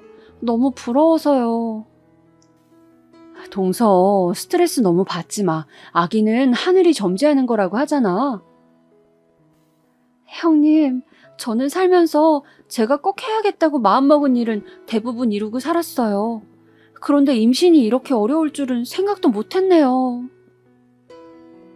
동서가 그렇게 임신 때문에 속을 썩이고 있을 즈음 저에게도 큰일이 생겼습니다. 바로 엄마가 위암 판정을 받은 일이었어요. 어느 날 바로 밑에 동생이 전화가 왔습니다. 누나, 왜 무슨 일이야? 왜 그래? 말을 좀 해봐. 엄마가 위암이래, 위암. 뭐? 저는 그 길로 집으로 달려갔어요. 집에는 병원에 다녀왔는지 약봉지와 망연자실 앉아있는 제 동생의 모습, 그리고 방에 들어가 누워 계신 엄마가 있었죠. 그냥 소화가 안 되는 것 같아 병원에 갔더니 위암이라고 했다는 겁니다. 저는 너무 놀라 병원을 여러 군데 가보자고 했어요. 그렇게 몇 군데 큰 병원을 다녔지만 모두 위암이라고 하더군요. 그것도 좀 진행이 된 상태라고요. 마치 하늘이 무너지는 것 같았습니다. 이제 겨우 저 시집 보내고 손주 커서 학교 가는 거 볼 날만 기다렸는데 평생 고생만 한 우리 엄마가 암이라니. 저는 한동안 엄마를 돌보는데 제 모든 노력을 다했어요. 좋다는 것을 구해서 드리고 수시로 집에 들러 먹을 것을 챙기고 병원 갈 때마다 모시고 갔죠. 그런데 하루는 시댁 가게에 들렸더니 시어머니가 그러시는 거예요. 아가, 요새 바쁘니? 한 번씩 나와서 가게 일도 돕고 하더니. 아, 어머니, 제가 말씀을 못 드렸죠? 저희 어머니가. 아, 그거라면 들었다. 편찮으시다고? 그런데 뭐 요새 세상에 암이 흔하잖아. 별일이야 있으시겠니? 네? 아니, 가게 일도 좀 돕고 아기 돌보는데 신경 써야지. 하루 종일 친정에만 매달려 있는 것 같아서 보기가 좀 그래서 말이다. 엄연히 출가 외인인데 안 그러냐? 저는 어머니 말에 울컥하고 올라오는 기분이었지만 어른인지라 같이 따질 수도 없고 그냥 말없이 못 들은 걸로 하자라고 속으로 되뇌이며 참고 있었습니다. 제 표정이 안 좋은 것을 본 남편이 와서 저에게 오늘은 그만 가라고 하면서 저를 끌고 밖으로 나갔어요. 저는 저를 붙잡고 나가는 남편도 그 순간 너무 미웠습니다. 당신은 당신 어머니가 저런 막말을 하는데 어떻게 나만 끌고 나올 수가 있어? 자기야, 기분 안 좋은 건 알겠는데 당신 어머니가 뭐야? 그리고 우리 부모님이 아직 장모님이 심각한지 잘 모르셔서 그래. 가벼운 암들도 많잖아. 그런 건 줄 아시는 거야. 좋게 생각하자, 어? 그래도 그렇지. 어떻게 아픈 우리 엄마에 대해서 그렇게 말씀하실 수가 있어? 미안해, 자기야. 섭섭한 마음 이해해. 내가 사과할게, 어? 저는 간신히 섭섭한 마음을 추스르고 남편의 사과를 받았죠. 엄마는 완전 말기는 아니었지만 후기에 해당했고 이미 전이가 조금 되어 있다는 소견을 받았어요.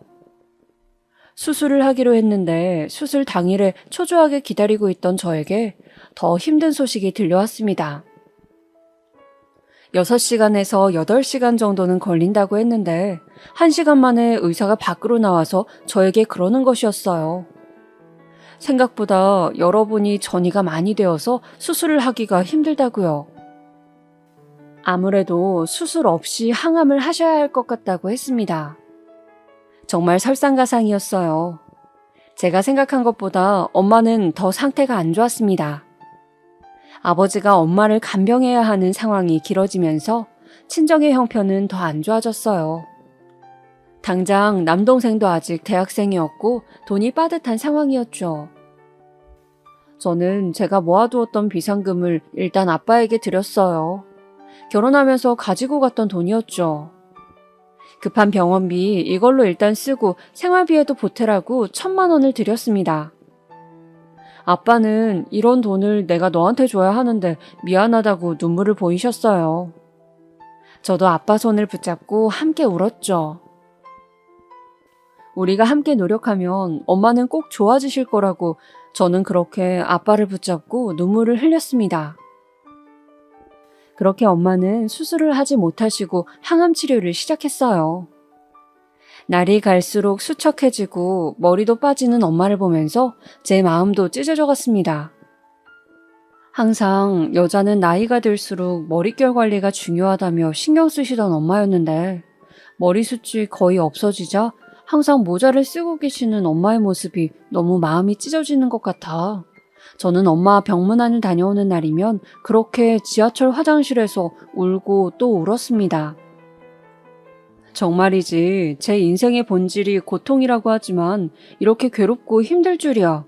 저는 이 시간이 어서 지나가기를 빌고 또 빌었습니다.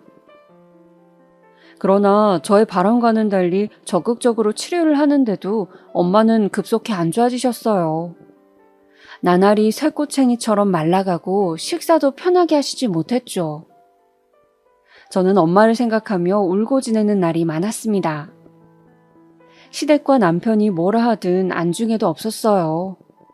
내 부모, 배 아파 저를 낳고 키우고 돌봐준 엄마가 지금 돌아가실지도 모른다는 생각을 할 때마다 그 사람들이 무슨 말을 하든 상관없었고 오직 엄마 생각만 날 뿐이었습니다. 그렇게 반쯤 넋을 놓은 채로 지내고 있는데 하루는 시어머니가 저를 끌고 한의원에 데리고 가더군요. 어머니, 한의원은 왜 가는 거예요? 둘째 아기 잘 들어서라고 보약 한 제 지으려고 한다. 네? 내가 점집 가서 점괘를 보니까 말이다. 둘째가 빨리 아기를 가져야 한다는구나. 네가 아기를 안 가지는 바람에 우리 집안 기운이 다 빠져나가고 있대. 그래서 둘째가 아기를 가져야 그 기운이 돌아온다고. 그 아이가 우리 집안을 일으킬 아기라는구나. 그래서 둘째 몸 좀 따뜻하게 할 수 있는 한약 지으러 간다. 어머님 죄송하지만 혼자 가시면 안 될까요? 제가 지금 그런 걸 신경 쓸 정신이 아니에요. 김도사가 그랬어. 꼭 너를 데리고 가라고. 그래야 너한테도 좋고 둘째한테도 좋다고 말이야. 그리고 산 사람은 살아야지. 어차피 곧 가실 양반한테 그렇게 마음 쓰고 힘들어하면 뭐하니? 네? 지금 뭐라고 하셨어요, 어머니? 우리 엄마 아직 안 죽었어요. 살아 계시다고요. 사과하세요. 지금 하신 말씀 어떻게 그런 말씀을 표정 하나 안 바뀌고 하시는 거예요? 저는 순간 악에 받쳐 소리를 질렀습니다. 어머니는 소리를 지르는 제가 창피했던지 저를 끌고 한의원 밖으로 나와 화를 내셨어요.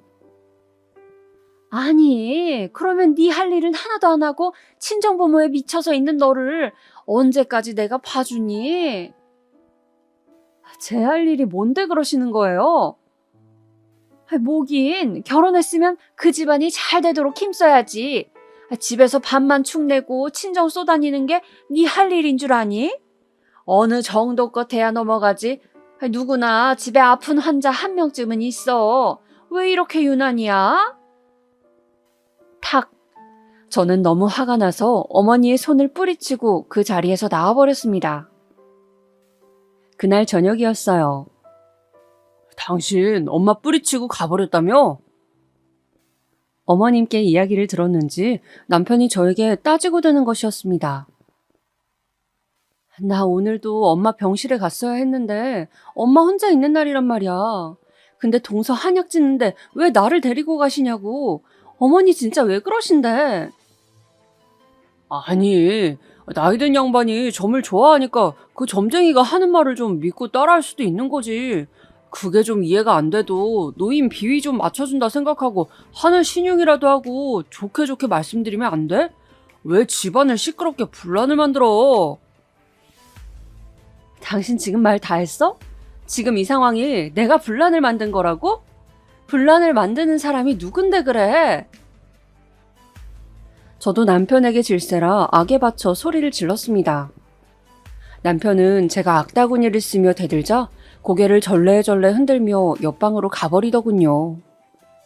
저는 친정엄마가 아프자 시댁 식구들과 남편의 태도를 보고 정말 결혼을 후회했습니다. 아무리 그래도 내 부모가 이렇게까지 아프다는데 어떻게 이런 식으로 할 수 있는지 정말 좋게 생각해 보려고 해도 용납이 안 되는 모습들이었습니다. 그 후에도 친정엄마 때문에 시댁과 또 트러블이 있었습니다. 바로 남편의 사촌 동생의 결혼식이었습니다. 남편의 작은아버지에게 아들이 둘 있었는데 둘 다 노총각으로 집안 어른들이 장가를 못 가서 어쩌냐고 크게 걱정을 하고 있었어요. 그런데 그중 헬스 트레이너를 한다던 사촌이 장가를 가게 된 것이었죠. 당연히 시댁 식구들은 크게 기뻐했어요. 그리고 집안의 큰 경사라는 듯 당연하게 모두가 간다고 생각을 했죠. 그런데 하필 결혼식 장소가 제주도였습니다. 스몰 웨딩으로 제주도 레스토랑을 빌려서 하루 종일 식을 진행한다고 하기에 저는 엄마도 돌봐야 하고 한두 시간이면 몰라도 하루 종일 빼서 제주도까지 가기는 좀 힘들겠다고 남편에게 말했죠. 그러자 남편과 시어머니가 난리를 치는 것이었습니다. 당연히 가야지 무슨 말도 안 되는 소리냐고 제가 인간이냐며 남편과 시어머니는 불같이 화를 내는 것이었어요. 아니, 우리 엄마가 지금 아파서 죽네 사네 하는데 내가 그 결혼식을 꼭 가야 돼? 그냥 당신 사촌동생 결혼식일 뿐이잖아. 당신 혼자 다녀와도 되잖아. 우리 집에 오랜만에 있는 결혼식이고 모든 친척들이 다 올 텐데 며느리가 돼가지고 그 행사에 안 간다는 게 말이 돼? 왜 말이 안 돼? 사정이 있으면 못 갈 수도 있는 거지. 무슨 군대도 아니고 왜 꼭 가야 하는데? 됐다, 말을 말자. 넌 무슨 인간 말종이냐? 그렇게 남편은 시댁의 사촌 결혼식이 무슨 안 가면 죽는 행사라도 되는 양 말도 안 되는 며느리 도리 운운하면서 저에게 화를 내는 것이었습니다. 엄마는 아프고 시댁에서는 날이 갈수록 저를 몰아세우고 저는 너무 힘이 들었습니다. 무엇보다 인신공격을 하는 그 말투들이 자려고 자리에 누우면 떠올랐어요. 뻑하면 친정엄마가 아파서 신경 쓰이게 한다느니 곧 죽을 사람이라느니 시어머니는 함부로 말하는 정도가 나날이 심해졌어요. 시부모도 부모라는데 어떻게 어르신들이 그런 식으로 말을 하는지. 신랑도 처음에는 양쪽을 말리다가 나중에는 자기도 힘들다며 이제 친정일 그만 신경 쓰고 남동생에게 엄마 챙기도록 하면 안 되겠냐고 말했습니다. 저는 기가 막혔지만 그냥 당신은 신경 쓰지 말라고 그런 거 바라지도 않는다고 하고 말았죠. 그러는 와중에 엄마는 나날이 안 좋아졌습니다. 저는 엄마를 보러 가는 날이면 마음이 칼로 도려내는 것처럼 아파서 항상 퉁퉁 부은 눈을 하고 다녔죠. 그런데 의사가 한 번은 비급여 신양 이야기를 하는 거였어요. 아직 보험 처리는 안 되지만 좋은 항암제가 있는데 기존 항암제가 부작용이 심하고 몸 전체에 탈모를 유발한다든지 밥을 잘 못 먹게 된다든지 하는 힘든 점이 있는 반면에 암세포만 찾아서 없애는 표적 항암제라는 것이 있다고 그걸 한번 시도해보면 좋겠다고 하시는 거예요. 지금보다는 훨씬 경과가 좋을 거라고요. 문제는 그 치료 자체가 비급여다 보니까 너무 비싼 것이 문제라고 했습니다. 저는 그 말을 듣는 순간 드디어 하늘에서 한 줄기 동아줄이 내려오는 것 같았어요. 돈이 문제가 아니었죠. 뭐라도 해서 엄마가 살 수 있다면 가릴 게 없었습니다. 동생에게 돈이 있냐고 급하게 물어봤지만 동생은 생활비 때문에 알바비도 몇 달째 미리 갑을 하고 있다며 도저히 여력이 없다고 했어요. 도저히 1,000만 원 가까이 되는 돈을 만들 길이 없다고. 제가 모아둔 돈도 저번에 생활비로 쓰시라고 아빠를 드렸고 결국 저는 의사 동서를 찾아갔습니다. 동서에게 만나서 커피나 한잔 하자고 했더니 동서가 안 그래도 드릴 말씀이 있다며 자신이 일하는 병원 앞 커피숍에서 보자고 하더군요. 동서 잘 지냈어? 여기 아이스라떼가 맛있는데 그거 시키지 그랬어. 아, 그냥 커피를 한동안 마시면 안 될 것 같아서요. 커피 요새 안 마셔? 실은 형님, 나 임신한 것 같아요. 동서는 활짝 웃으며 저에게 임신을 한 것 같다고 말하는 것이었습니다. 정말? 와, 너무 축하해. 그동안 마음고생 심했잖아. 너무 축하해, 진짜. 저는 엄마의 간병으로 지쳐있던 중 기쁜 소식을 듣게 되어 좋았습니다. 저 역시 동서의 임신 소식을 기다리고 있었고 동서가 얼마나 그동안 힘들어했는지 알고 있었으니까요. 동서는 저를 보더니 그런데 무슨 하실 말씀이 있으신 거냐고 묻더군요. 동서 실은 우리 엄마 아픈 거 알고 있지? 네, 위암이시라고. 좀 어떠세요? 그것 때문에 내가 꼭 써보고 싶은 약이 있는데 그게 비급여라 너무 비싸서 돈이 좀 필요해. 남편은 그 돈이 없을 것 같고 혹시 나한테 돈 좀 빌려줄 수 있을까? 시댁 식구들한텐 비밀로 하고 말이야. 그런 일이라면 당연히 제가 도움이 되어드려야죠, 형님. 정말 힘내세요. 네? 고맙게도 동서는 자신이 모아둔 비상금이 있다면서 저에게 선뜻 돈을 빌려주었습니다. 저는 동서에게 빌린 돈 이외에도 약값이 계속 들어갔기 때문에 신랑 몰래 대출을 받았습니다. 당시에는 남편에게 말도 없이 대출을 받는 것이 두렵지도 않았습니다. 이판사판이었죠. 대출을 받겠다고 말하면 또 얼마나 시어머니와 함께 친정에 신경 그만 쓰라는 둥 그런 소리를 할지 뻔했기 때문에 말하고 싶지 않았습니다. 다행히 제가 경찰 공무원이라 대출은 쉽게 나왔죠. 비싼 약을 맞고 엄마가 어서 툭툭 털고 일어나시길 비는 마음만 간절했습니다. 그러나 저의 이러한 노력이 무색하게 엄마는 결국 세상을 떠나셨습니다. 마치 미라처럼 바싹 마르셔서 말이죠. 오히려 그동안 많이 울어서인지 엄마의 임종 순간에는 눈물이 나지 않았고 그저 비현실적으로만 느껴졌어요. 만지면 바스라질 것 같이 뼈만 남은 엄마의 손을 잡고 그저 엄마의 눈을 한없이 바라봤습니다. 평생을 자식 키우느라 뼈 빠지게 고생한 우리 엄마. 죽는 순간까지도 남편 걱정, 자식 걱정만 하는 우리 엄마. 저는 엄마의 마지막 모습을 오래오래 눈에 담아두고 싶었습니다. 마지막 순간에 엄마는 저를 바라보며 제 행복을 기원하셨어요. 그리고 아주 중요한 말씀을 해주셨죠. 제 가슴에는 엄마가 남긴 유언 한마디가 깊숙이 새겨졌습니다. 수영아, 너 자신을 위해 살아. 그 누구도 대신 살아주지 않는 네 인생이란다. 네, 엄마. 저 그렇게 할 거예요. 저 자신을 위해서 살아갈 거예요. 저는 굳은 결심을 했습니다. 앞으로 더 열심히 잘 살겠다고. 제가 사는 모습을 엄마가 하늘에서 보고 웃을 수 있게 하겠다고. 그렇게 눈물의 장례를 치르며 저는 엄마를 떠나보냈습니다. 발인을 하고 집으로 돌아오는데 엄마의 마지막 관 속 모습이 아른거렸어요. 엄마가 너무 보고 싶었습니다. 이제 엄마 없이 남동생과 살아가야 할 아빠도 너무 걱정이 되었죠. 저는 며칠을 그저 아무것도 먹지 않고 누워 잠만 잤습니다. 아무것도 하고 싶지 않고 아무 생각도 들지 않았어요. 정말 산 시체처럼 저는 그렇게 시간을 보냈습니다.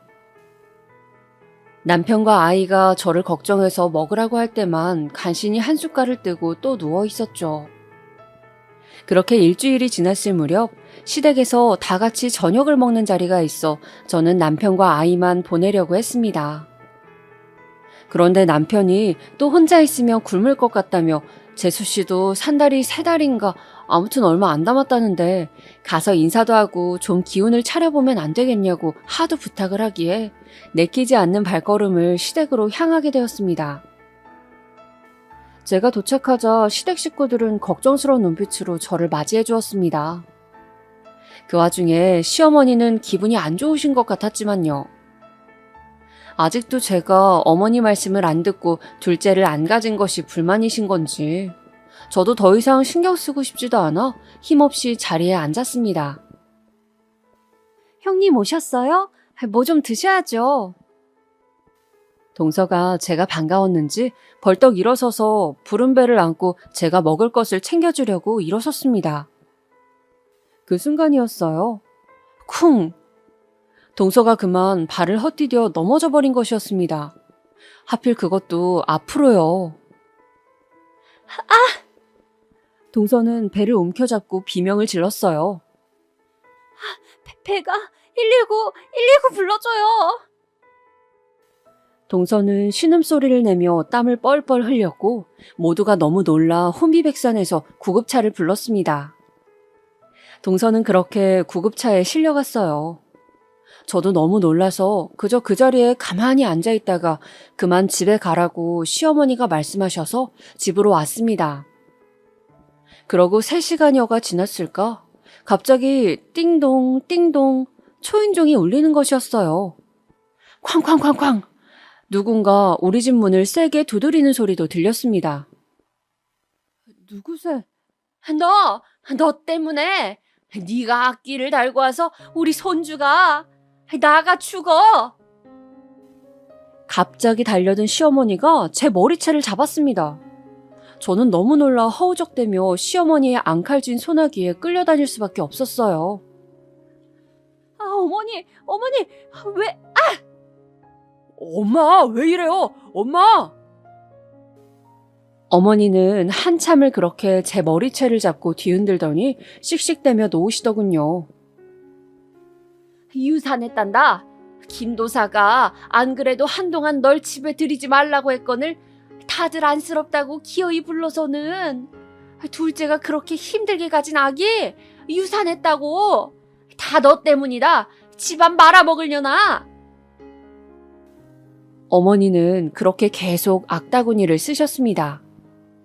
저는 어머니의 말씀에 너무 어이가 없어서 헛웃음이 나더군요. 어머니, 아직도 그 점쟁이 타령이세요? 그래서 돌아가신 우리 엄마가 악귀가 되어서 동서 아기를 데려갔다는 거예요, 지금? 그걸 말이라고 하세요? 어떻게 부모 잃은 제 앞에서 그런 말씀을 하실 수가 있어요, 어머니. 저는 너무나 괴로워 가슴을 쥐어뜯으며 울부짖었습니다. 사람이 사람으로 태어나 어떻게 이렇게 모질고 자기 입장밖에 모를 수가 있는지, 할 말 못할 말 가리는 게 그렇게 힘든 일인지 저는 더 이상 시모를 보고 싶지가 않았습니다. 너무 정이 떨어지고 끔찍했어요. 그래서 그 길로 이혼하자는 말만 남기고 짐을 싸서 아이를 데리고 친정으로 가버렸습니다. 그렇게 친정에 와서 지낸 지 3일째 되던 날, 저는 꿈을 꿨습니다. 꿈속에는 돌아가신 어머니가 희한하게도 무당옷을 입고 점집처럼 보이는 곳에 앉아 계셨어요. 그런데 어머니는 저에게 자꾸 자신이 입은 옷을 가리키는 거였습니다. 저에게 뭔가 이야기를 하고 싶으신 것 같았어요. 저는 엄마를 부르다가 그만 잠에서 깨고 말았습니다. 깨어난 후 골똘히 생각에 잠겼죠. 왜 엄마가 무당옷을 입고 있었을까? 혹시 나에게 뭔가 할 말이 있었던 것은 아닐까? 그렇게 몇 날 며칠을 생각하다가 저는 김도사를 찾아가 보기로 했습니다. 아무래도 엄마가 입고 있던 무당옷이 김도사를 뜻하는 것 같아서였죠. 예약을 하고 점을 보러 간다고 핑계를 대서 저는 김도사를 만나러 갔어요. 김도사는 50 중반쯤 되어 보이는 남자였는데 제 사주를 봐주고 이혼을 고민한다고 했더니 대뜸 그러더군요. 시댁이 별나 아주 특이해. 그래요? 어떻게 특이한데요? 아기를 낳아야 돼. 그래야 모든 것이 내려가. 애군이 씻겨. 아기요? 아기 없지?